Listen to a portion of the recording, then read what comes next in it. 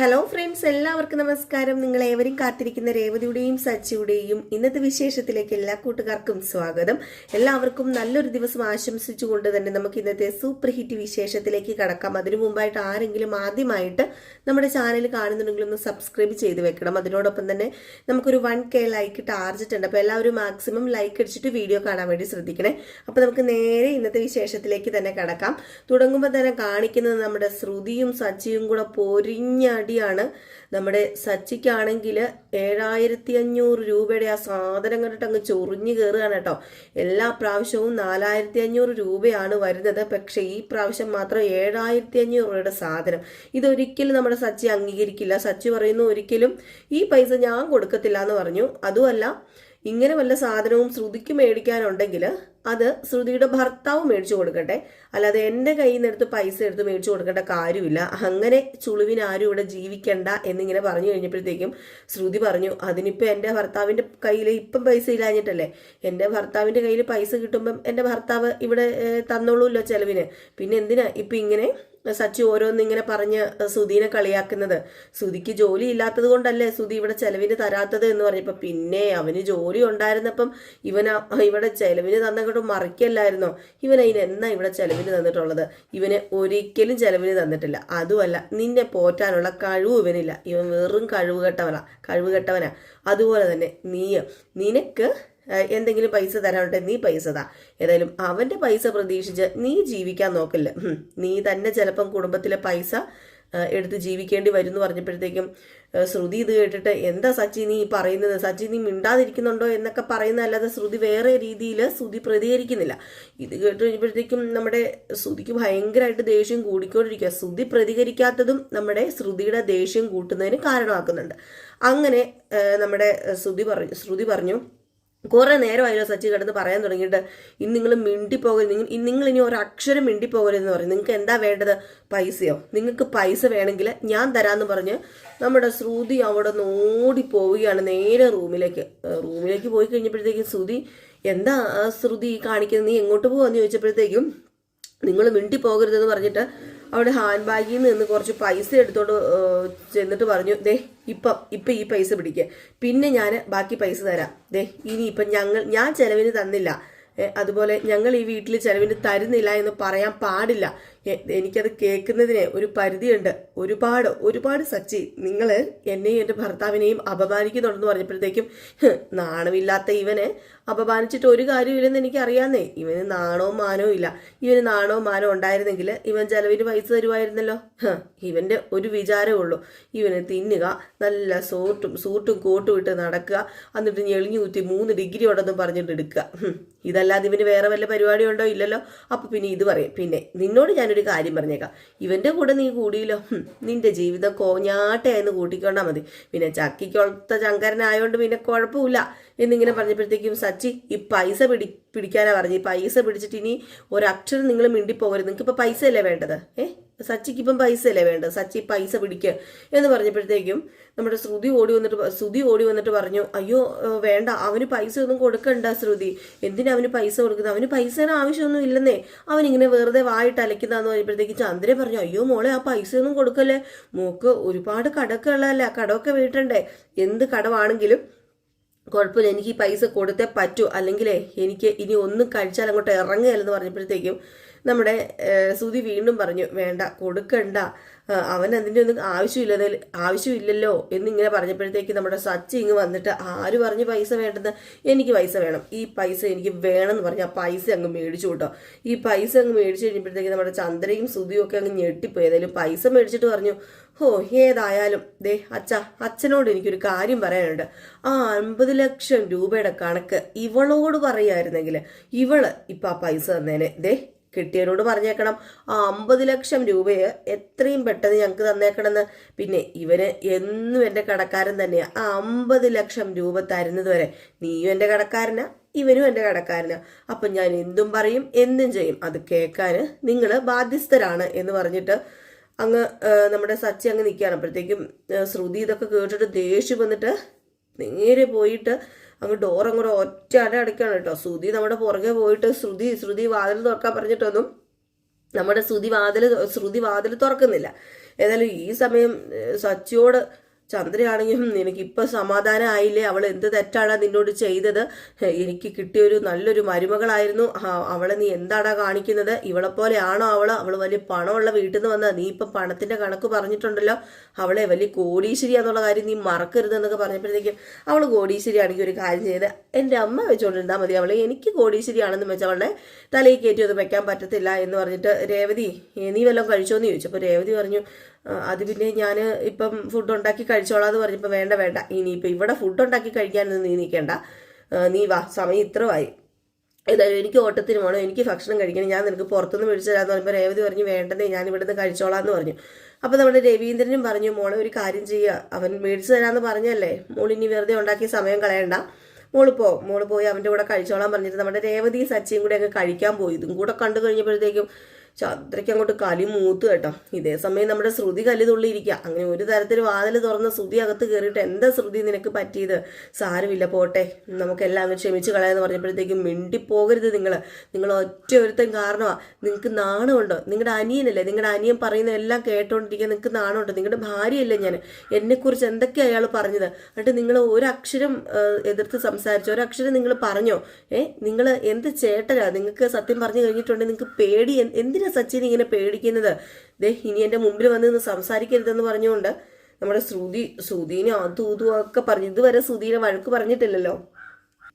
അപ്പോഴേക്ക് ശ്രുതി പറഞ്ഞു അത് പിന്നെ ശ്രുതി ഞാൻ അങ്ങനെയൊക്കെ പറയാത്തത് വേറൊന്നും കൊണ്ടല്ല, അവന് വിവരവും ബോധവും ഇല്ലല്ലോ, പിന്നെ എന്തിനാ ഞാൻ ഇതൊക്കെ പറയണത്, ഇതൊക്കെ പറഞ്ഞ് അവനെ മനസ്സിലാക്കാൻ വേറെ പണിയില്ല നമുക്ക്, അവനിങ്ങനെ പട്ടിയെ പോലെ കുറച്ചുകൊണ്ടേ ഇരിക്കും, പിന്നെ നമ്മൾ നോക്കുമൊന്നും വേണ്ട, എനിക്ക് വിദ്യാഭ്യാസവും വിവരവും ബോധവും ഒക്കെ ഉള്ള കൂട്ടത്തിലല്ലേ, അവൻ്റെ കൂടെ കിടന്ന് 10 തോറ്റ അവൻ്റെ കൂടെ കിടന്ന് ഞാൻ എന്ത് ആയിട്ട് അലയ്ക്കാനാ എന്ന് പറഞ്ഞപ്പോഴത്തേക്ക് ശ്രുതി പറഞ്ഞു ഇനി ശ്രുതി മിണ്ടിപ്പോകരുത്, വിദ്യാഭ്യാസത്തിനെ കുറിച്ച് ഒന്നും മിണ്ടിപ്പോകണ്ട, ഞാനൊരു കാര്യം പറയട്ടെ, ഇതുവരെ ഞാൻ പറയണമെന്ന് വിചാരിച്ചതല്ല, ഈ 3-4 ഡിഗ്രി ഉണ്ടെന്ന് പറഞ്ഞൊരു വലിയ കേമമായിട്ടേ ശ്രുതി നടക്കുമൊന്നും വേണ്ട, ശ്രുതി ഈ 3-4 ഡിഗ്രി എടുത്തുകൊണ്ട് നടന്നിട്ട് ശ്രുതിക്ക് ഇപ്പം എന്തെങ്കിലും ചെയ്യാൻ പറ്റുന്നുണ്ടോ, ഇല്ലല്ലോ, അതുകൊണ്ട് ഇപ്പം ഞാനൊരു കാര്യം പറയാം, ഏതായാലും ഇപ്പം ശ്രുതിക്കൊരു ജോലിയുണ്ട്, അതുകൊണ്ട് അടുത്ത മാസം, ഈ മാസത്തെ സാലറി അടുത്ത മാസമാണല്ലോ കിട്ടുന്നത്, ആ അടുത്ത മാസം ഈ വീട്ടിലെ ഫുള്ള് ചെലവ് കൊടുക്കേണ്ടത് ശ്രുതി ആയിരിക്കണം എന്ന് പറഞ്ഞപ്പോഴത്തേക്കും ചന്ദ്ര ഇത് കേട്ടോണ്ട് വരിക. ചന്ദ്രയും കണ്ണ് തള്ളിപ്പോയി, ശ്രുതിക്ക് ജോലിയില്ല കൂലിയില്ല, ആകെ പാർക്കിൽ പോയി ഇരിക്കുന്നത് മാത്രമേ ഉള്ളല്ലോ,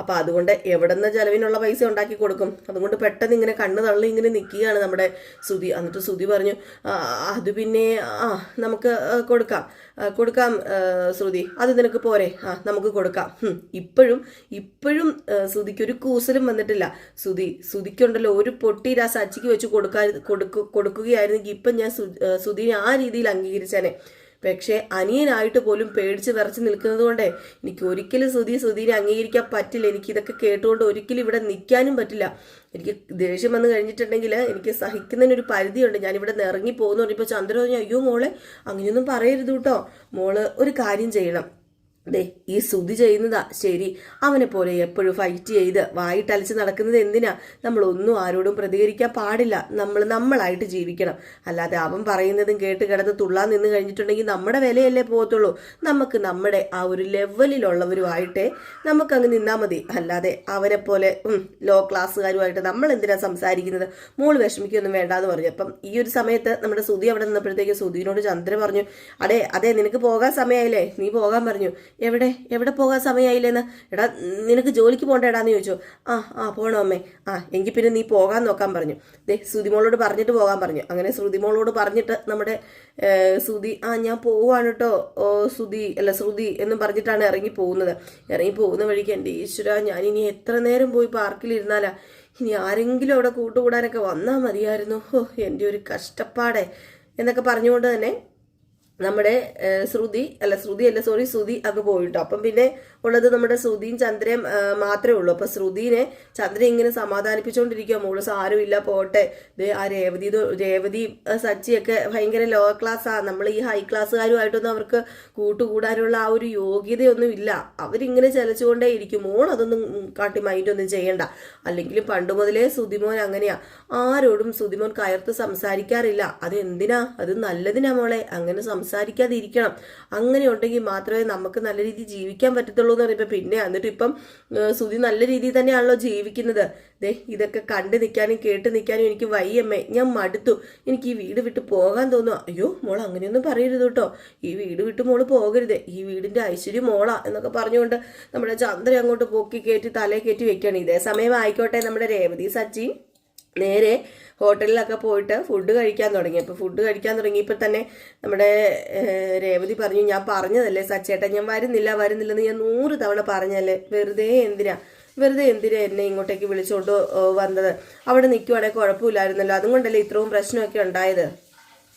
പിന്നെ അങ്ങനെയൊന്നും ഇല്ല രേവതി, ഈ പ്രശ്നം നീ വന്നാലും വന്നില്ലെങ്കിലും ഉണ്ടാകും. കാരണം അത്രയും സാധനമൊക്കെ മേടിക്കാന്ന് വെച്ച് കഴിഞ്ഞാൽ നീ ഒന്ന് ഓർത്ത് നോക്കിയേ, എനിക്ക് എന്തൊക്കെ കടബാധ്യതകളുണ്ട്. കാർ ഇറക്കണം, അതുപോലെ തന്നെ പലിശ കൊടുക്കണം, അയാൾക്ക് കാറിന്റെ വാടക കൊടുക്കണം. ഇതിനൊക്കെ ഞാൻ കിടന്ന് നെട്ടോട്ട് ഓടുക. നമ്മുടെ കാര്യം നമ്മളല്ലാതെ വേറെ ആരാ നോക്കണത്? നമുക്ക് വേണ്ടി സംസാരിക്കാൻ നമ്മൾ മാത്രമേ ഉള്ളൂ. അതുകൊണ്ട് പ്രതികരിക്കേണ്ട സമയത്ത് നമ്മൾ പ്രതികരിക്കണം, ഇല്ലെങ്കിൽ അത് ശരിയാവില്ല. പിന്നെ ചെലവിന് തരേണ്ട കാര്യം അത് ഞാൻ പറഞ്ഞല്ലോ, എല്ലാവരും നമ്മൾ തന്നെ ചെലവിന് കൊടുത്തോണ്ടിരുന്ന് കഴിഞ്ഞിട്ടുണ്ടെങ്കിൽ അത് പിന്നെ ആ ഒരു ഇതായി പോകും. പിന്നെ നമ്മളെ പ്രതീക്ഷിച്ചായിരിക്കും എല്ലാവരും ജീവിക്കുന്നത്. നമുക്ക് ജീവിക്കണ്ടേ? നമുക്ക് ജീവിക്കണമെങ്കിൽ നമുക്ക് മാറ്റിവെക്കാൻ എന്തെങ്കിലുമൊക്കെ വേണ്ടേ? ഉള്ളതെല്ലാം സമ്പാദിച്ച് കൂട്ടി എല്ലാം ചെലവാക്കി കഴിഞ്ഞിട്ടുണ്ടെങ്കിൽ എങ്ങനെയാ ശരിയാവുന്നത് എന്നൊക്കെ പറഞ്ഞു കഴിഞ്ഞപ്പോഴത്തേക്കും രേവതി ഒന്നും മിണ്ടാതിരിക്കാൻ കേട്ടോ. ഏതായാലും അവരവിടെ ഇരുന്ന് ഫുഡൊക്കെ കഴിച്ചു. ഇതിനിടയിൽ വേറൊരു സീൻ കാണിക്കുന്നത് നമ്മുടെ ആദിക്കുട്ടനും ശ്രുതിയുടെ അമ്മയും ഉണ്ടല്ലോ. അപ്പൊ ആദിക്കുട്ടനും ശ്രുതിയുടെ അമ്മയും കൂടി ഇങ്ങനെ നടന്നു വരികയാണ്. അപ്പൊ ആദിക്കുട്ടനും ശ്രുതിയുടെ അമ്മയും ഇങ്ങനെ നടന്നു വരുന്നത് എങ്ങോട്ടേക്കാണെന്നറിയാമോ? നമ്മുടെ ശ്രുതിനെ കാണാനാണ്. അതായത് ശ്രുതിയുടെ അമ്മയ്ക്ക് ഒട്ടും വയ്യ കേട്ടോ, ഭയങ്കര ക്ഷീണാണ് ആ അമ്മയ്ക്ക്.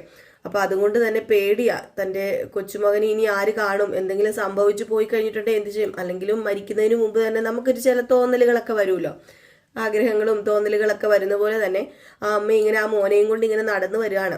അങ്ങനെ ആ മോനെയും കൊണ്ട് ഇങ്ങനെ നടന്നു വരുന്നു. അപ്പം കൊച്ചു ചോദിക്കുന്നുണ്ട്, നമ്മൾ പറയാതെ ചെന്ന് കഴിഞ്ഞിട്ടുണ്ടെങ്കിൽ നമ്മളെ വഴക്ക് പറയില്ലേ ചേച്ചി? എന്തിനാ അമ്മമ്മേ നമ്മൾ പറയാതെ പോകുന്നത്? പറയാതെ ചെന്ന് കഴിഞ്ഞാൽ ചേച്ചിക്ക് ഇഷ്ടപ്പെടില്ല, ആന്റിക്ക് ഇഷ്ടപ്പെടില്ല എന്നിങ്ങനെ പറഞ്ഞപ്പോഴത്തേക്കും അത് സാരമില്ല മോനെ, ഇനിയിപ്പോൾ പോയില്ലെങ്കിൽ ശരിയാവില്ല. കാരണം മോനെയും കൊണ്ട് എത്ര നാൾ എനിക്കിങ്ങനെ ജീവിക്കാൻ പറ്റും? അതുകൊണ്ട് നമുക്ക് പോയേ പറ്റൂ.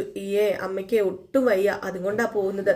മോനൊരു കാര്യം ചെയ്യണം കേട്ടോ, നല്ലതുപോലെ പഠിക്കണം, ആന്റി പറയുന്നതെല്ലാം കേൾക്കണം. അതുകൊണ്ട് മോനെ ഇപ്പൊ ആന്റിയുടെ അടുത്ത് കൊണ്ടുപോയി അമ്മയെ ആക്കാൻ പോകുന്നതെന്ന് പറയാം. അപ്പൊ ഈ കുട്ടീനെ എങ്ങനെയെങ്കിലും ഒന്ന് കൊണ്ട് ഏൽപ്പിക്കണമെന്ന് മാത്രമേ ശ്രുതിയുടെ അമ്മയ്ക്കൊരു വിചാരമുള്ളൂ. അതുകൊണ്ടാണ് പോകുന്നത്. അങ്ങനെ ഈ കുട്ടിയുമായിട്ട് നടന്നു പോകുന്ന ആ ഒരു സമയത്ത് പെട്ടെന്ന് നമ്മുടെ ശ്രുതിയുടെ അമ്മയ്ക്ക് തലചുറ്റൽ വരിക. അപ്പം തലചുറ്റൽ വന്നപ്പോഴത്തേക്കും മോനെ ഞാനിപ്പം വീടെന്ന് പറയുന്നുണ്ട്. അപ്പോഴത്തേക്ക് കുഞ്ഞു കൊച്ചല്ലേ, ഈ കൊച്ചിനെ എന്തോ ചെയ്യാൻ പറ്റും? കൊച്ചു അങ്ങനെ വേറൊന്നും ചെയ്യാനും പറ്റില്ല. അപ്പം അമ്മയ്ക്ക് എന്താ പറ്റിയത് അമ്മയെന്നൊക്കെ ചോദിക്കുന്നുണ്ട്. ആ ഒരു നിമിഷം തന്നെ പെട്ടെന്ന് തല കറങ്ങി അങ്ങോട്ട് വീണു നമ്മുടെ ശ്രുതിയുടെ അമ്മ തല കറങ്ങി അങ്ങ് വീണതും കയ്യിലിരുന്ന ഫോണും അങ്ങ് തെറിച്ചു പോയി. ഏതായാലും അപ്പം അതൊന്നും ശ്രദ്ധിച്ചില്ല. 2-3 പേരൊക്കെ ഉണ്ടായിരുന്നു, അതിലെ കൂടെ 2-3 പേരൊക്കെ ഉണ്ടായിരുന്നു. അവരെല്ലാം ഓടിക്കൂടി ഈ അമ്മേനെ ഒക്കെ എടുത്തു. ബോധം ഫുള്ളായിട്ട് അങ്ങ് പോയിട്ടോ. കാരണം അമ്മയ്ക്ക് BP-യുടെ പ്രശ്നങ്ങളും കാര്യങ്ങളൊക്കെ ഉള്ളത് കൊണ്ട് തന്നെ പുള്ളിക്കാരി പെട്ടെന്ന് ഇങ്ങനെ തല കറങ്ങി വീഴുന്നത്. അത് പുള്ളിക്കാരിക്ക് സ്വയമേ അറിയാം. അതുകൊണ്ട് തന്നെയാണ് ആ പുള്ളിക്കാരി മോനെ കൊണ്ടുപോയി ശ്രുതിനെ ഏൽപ്പിക്കാമെന്ന് വിചാരിക്കുന്നത്.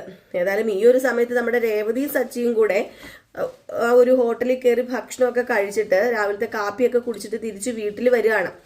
അപ്പം വീട്ടിലേക്ക് വരാൻ തുടങ്ങുമ്പോഴത്തേക്കും കുറച്ച് ആൾക്കൂട്ടങ്ങളൊക്കെ ഇങ്ങനെ തിങ്ങിക്കൂടി നിൽക്കുകയാണ് കേട്ടോ. അപ്പൊ ആൾക്കൂട്ടങ്ങളൊക്കെ ഇങ്ങനെ നിൽക്കുന്നത് കണ്ടു കഴിഞ്ഞപ്പോഴത്തേക്കും നമ്മുടെ രേവതി പറഞ്ഞു, സച്ചേട്ട ഇവിടെ നിർത്തിക്കതേ, അവിടെ എന്തോ കുറെ ആളുകൾ കൂടി നിൽക്കുന്നു, എന്തോ ഉണ്ടെന്ന് പറഞ്ഞു അവിടെ.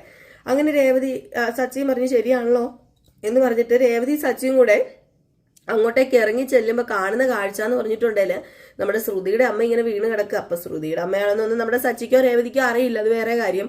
എങ്കിലും ആദീനെയും ഈ അമ്മേനെ അറിയാലോ. നമ്മുടെ സച്ചി ഓടി ചെന്നു, അയ്യോ ഇതെന്താ പറ്റിയത് അമ്മേ എന്നിങ്ങനെ ചോദിച്ചിട്ട് ഇങ്ങനെ കുലുക്കി വിളിച്ചപ്പോഴത്തേക്ക് നാട്ടുകാരെല്ലാം പറഞ്ഞു, അതെ ഒട്ടും പറ്റില്ല എന്ന് തോന്നുന്നു, പുള്ളിക്കാരി തല കറങ്ങി വീണത്, എത്രയും പെട്ടെന്ന് ഹോസ്പിറ്റലിലേക്ക് കൊണ്ടുപോകണം. അപ്പൊ രേവതി ചെന്ന് ആദീനെ നേരെ പിടിച്ചപ്പോഴത്തേക്കും ആദി ഇങ്ങനെ രൂക്ഷമായിട്ട് നോക്കിക്കൊണ്ടിരിക്കുന്നതല്ലാതെ ആദി ഒന്നും മിണ്ടുന്നൊന്നുമില്ല രേവതിയോട്. മോനെ ആദി ആന്റീനെ അറിയില്ലെന്ന് ചോദിച്ചപ്പോൾ മിണ്ടാതിരിക്കുക. ആ കുട്ടി ഒരു അക്ഷരം മിണ്ടുന്നില്ല, കമാന്നൊരു അക്ഷരം മിണ്ടുന്നില്ല. കാരണമുണ്ട്, നമ്മുടെ ശ്രുതി പറഞ്ഞായിരുന്നല്ലോ രേവതിയോട് മിണ്ടരുത്, രേവതിയെ ആന്റിന്ന് വിളിക്കരുത്, നീ ഇനി രേവതിനെ കണ്ടു കഴിഞ്ഞിട്ട് സംസാരിക്കരുത് എന്നൊക്കെ ഇങ്ങനെ പറഞ്ഞത് കുട്ടി പെട്ടെന്ന് ഓർത്തെടുക്കുക. അങ്ങനെ കുട്ടി മിണ്ടാതെ, ഒരക്ഷരം പോലും മിണ്ടാതെയാണ് രേവതിയുടെ മുമ്പിൽ ഇരിക്കുന്നത്. അപ്പൊ രേവതി ഇങ്ങനെ മോനെ എന്താ പറ്റിയെന്ന് വെച്ചപ്പോഴത്തേക്ക് നമ്മുടെ സച്ചു പറഞ്ഞു, ഇപ്പൊ അവനോടൊന്നും ചോദിക്കണ്ട, അവന് നീ എടുത്തിട്ട് വണ്ടി കയറ്റ് എന്ന് പറഞ്ഞിട്ട് ആ നാട്ടുകാരൊക്കെ കൂടി എടുത്ത് അമ്മേനെ വണ്ടി കയറ്റി രേവതി ആദിനെ എടുത്ത് വണ്ടി കയറ്റി. അങ്ങനെ ഇവർ നേരെ ചെല്ലുന്നത് ഹോസ്പിറ്റലിലാണ്. അപ്പൊ ഹോസ്പിറ്റലിൽ ചെന്ന് കഴിയുമ്പോഴത്തേക്കും ആ അമ്മയ്ക്ക് ബോധം വരുന്നില്ല. അപ്പൊ ഹോസ്പിറ്റലിൽ പറയുന്നുണ്ട്, നിങ്ങൾ ആരാണെന്ന് ചോദിക്കുമ്പം നിങ്ങൾ റിലേറ്റീവ് വല്ലതും ആണോ എന്ന് ചോദിക്കുമ്പോഴത്തേക്കും അല്ല, ഞങ്ങളിങ്ങനെ പരിചയക്കാരാണെന്ന് പറഞ്ഞപ്പം ആരുടെയെങ്കിലും നമ്പർ വല്ലതും കയ്യിലുണ്ടെങ്കിൽ ഈ പുള്ളിക്കാരിയുടെ വീട്ടുകാരെ വിളിച്ച് എത്രയും പെട്ടെന്ന് വിവരം അറിയിക്കണം. കാര്യം കുറച്ച് സീരിയസ് തന്നെയാണ് കാര്യങ്ങളൊക്കെ, അതുകൊണ്ട് കുറച്ച് വിവരങ്ങളൊക്കെ അറിയിക്കണം. ഹൈ BP ഒക്കെയാണ്.